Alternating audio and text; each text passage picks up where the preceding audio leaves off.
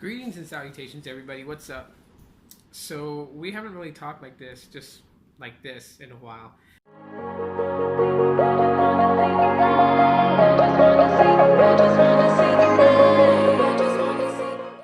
And so, I was trying to decide which topic I wanted to vlog about today. And I said, I'll just do both. But I'm going to do them in two different videos. So, two different video uploads, two different topics, because I got a lot to say in them. So in this one, we're going to really focus on upgrading. Why, when, how, like all that stuff. Like, what is the purpose of it? Why, and what's changed compared to how things used to be?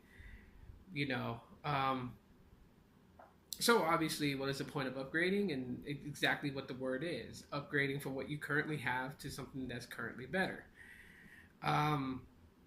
And I think we kind of blurred the lines of that. So like for a lot of you who know me, follow my channel for quite some time, you pretty much know where I stand on these things. I think we kind of contribute to the monster that's been growing for some time now. Because, I myself and several of my friends here on YouTube, we have a following. We have a following of people that watch our videos, for information, because that's really what they're watching our videos for. They want information. They want to know the ins and outs and what's kind of going on. And they enjoy us telling them about it. And two, our thoughts and opinions about particular devices that they may be interested in. And that's really what we do here on YouTube. That's, at least that's what I do. So we've created this monster, because people today, they don't upgrade for the right reasons. Don't get me wrong now. I know that I believe in to each his own. But when you kind of really analyze it, the upgrading that people do is not because they necessarily need to upgrade. It's more of a want. It's more of, I got this phone and I like it, but now this phone came out and I see a lot of trusted YouTubers that I trust to help with my decision making on purchasing a phone rant, rave, and get excited for this particular phone that I'm eyeing right now. And it's kind of giving me this idea that I should go spend a couple of $100. See, the problem that I have with that is that when you buy electronics, it's the same like when you buy a car. For those of you who don't know, if you purchase a car, say for $16,000, once you drive it off the lot, it has dropped immediately like 60% in value. So, same thing with phones. You buy a phone for a couple of $100. The moment that you open the box and take it out and power it on for the very first time, it's immediately dropped in value. And I know that there's still people out there that are kind of what I like to call price gouging it. Mostly you'll find them on like eBay, Amazon, and even Swappa. I know Swappa, you're supposed to be like great deals, but honestly, a Nexus 6P today, in my opinion, should not value at $400 for it. This is insane. A Nexus 5X should not value at $280 at this time. Like, honestly, if I was to put a dollar mark on the Nexus 6P, I would say value-wise, selling it used, that I feel like a Nexus 6P would be worth between $225, $250. The Nexus 5X, I feel like it should be valued at between, $99 to $150. That's just me. And that's in like fairly like mint condition, okay? I know some people are going to be like, you're crazy for thinking that way. But I mean, like, what are you really buying out of it? And that's the same way that like people like upgrade. Like someone will go and buy a phone today. They'll go and buy a phone and they're all happy with it. They're all good. Everything's kosher. But then they see, that this phone's coming out, in 2 months from now, and it's going to have this feature and that feature, and it's running this version of the OS, and it's going to have this, just all kinds of things. And it just drives the person to think like, okay, you know what? Well, I just bought this phone. Save up some money. 2 months from now, I can buy that phone when it comes out. But why buy it? I think this way because I'm more of a software type of person. Like software experience is really what matters to me most. Features excite me. Features are like, wow, that's cool, that's awesome, that's dope, that's fresh.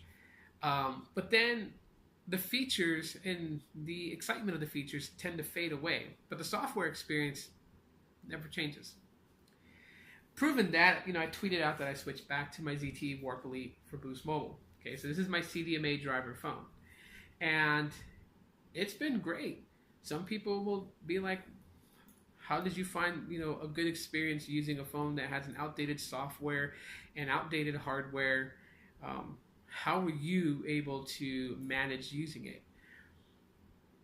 And using the phone was classic. It was fantastic. It was fun. I mean, taking pictures with the cameras are still solid.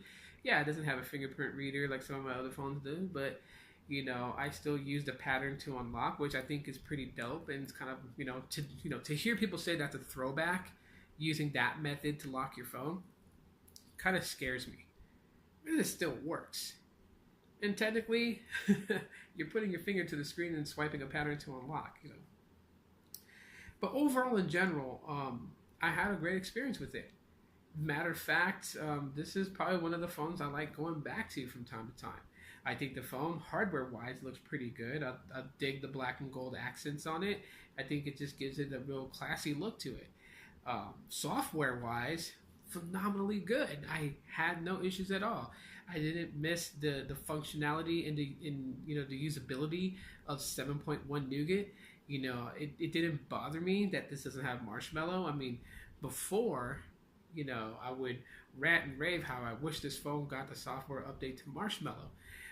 Right now, I really don't care. Which kind of like, that's where like my mind is right now. My perspective on mobile technology is all about software. Software to me, 90%. I said this before, and I kind of got off track about it, which is, it happens. We're human. We get sidetracked by things, and we kind of lose our principles and our thoughts in time. But then we're kind of reminded. Something reminds us, why we chose to be that way. And so yeah, playing around with the Warp Elite, great. Sure, there's a lot of good options today that you could use. But the Warp Elite was just something that I really wanted to go back to using. And so by going back to it, using it, and having a great time with it, it just kind of like reawakened the demon inside of me. Like, hey, you kind of fell into a trend of wanting to chase down every new phone or try every new phone, that you never really take the time to appreciate how a phone functions. You never really go through the software experience and hold that to a standard. So when I think about it, like, today people are constantly chasing down these new phones and doing all these things. It's just like, why? I know we see YouTubers do it all the time. We see YouTubers unbox a new phone, and that's one thing that I can say is just as addicting as, say, like smoking cigarettes. Unboxing a phone for the first time, peeling off that cellophane screen protector for the first time, hearing that come off the screen, and touching the screen with just the buttery slickness of the screen for the first time. Like, all that stuff gets addicting. True, totally.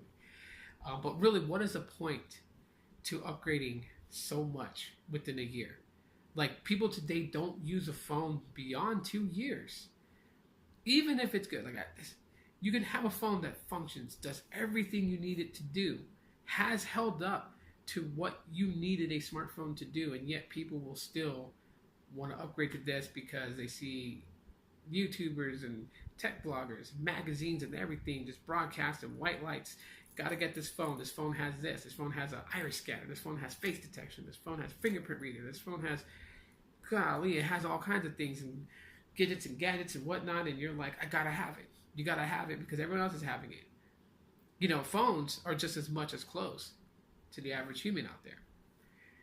I've seen people who can't afford to always buy the latest new phone that comes out, wrap their phone up in a real big bulky case so you have no idea to identify what it is. And they're ashamed of using it when there's absolutely nothing wrong with it. It works just fine. It's just that hamster wheel that that the hamster wheel that these companies know that they can get us spun on. And to me, quite frankly, it's sad.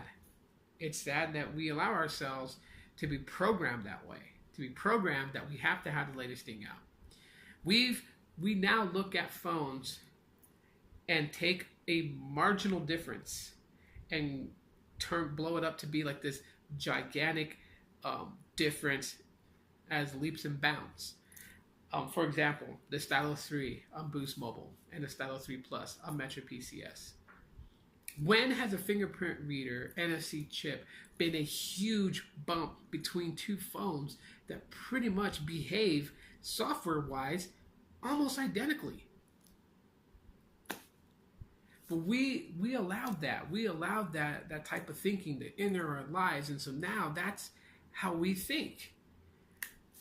To give an example, what should be considered a huge bump up between two particular phones would be the Samsung Intercept from 2011 running 2.1, Android 2.1, which I believe was Eclair.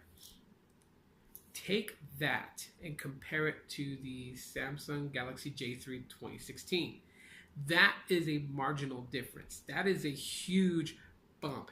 If you're someone using a Samsung Intercept and you decide to upgrade to the J3 2016, you will see a significant, huge difference between the two software and hardware experience. And that's really how it should be.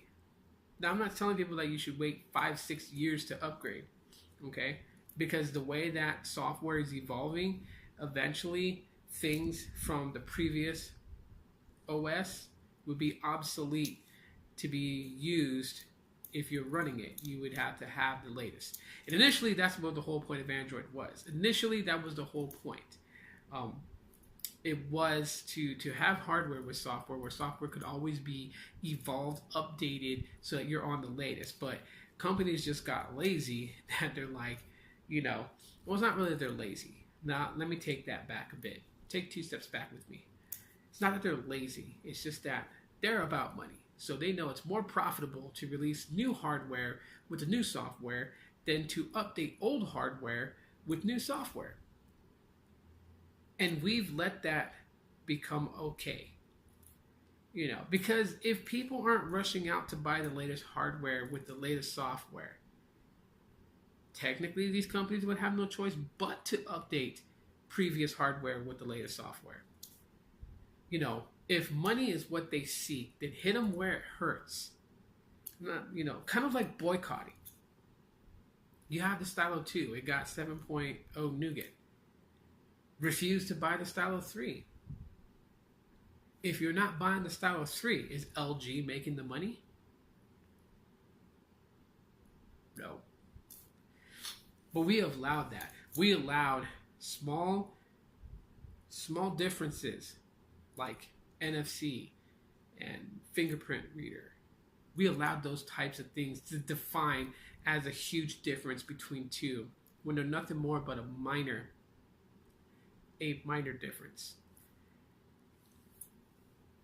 So really, in this vlog, what I'm really going with this is that you as a consumer are ultimately going to know what's best for you.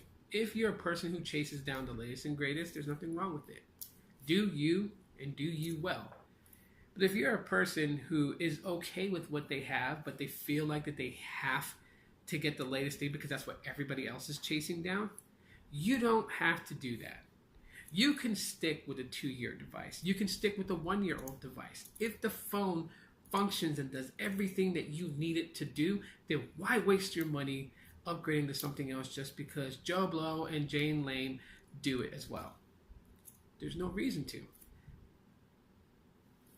Basically, upgrade only when you see that it's fit, if that's how you are.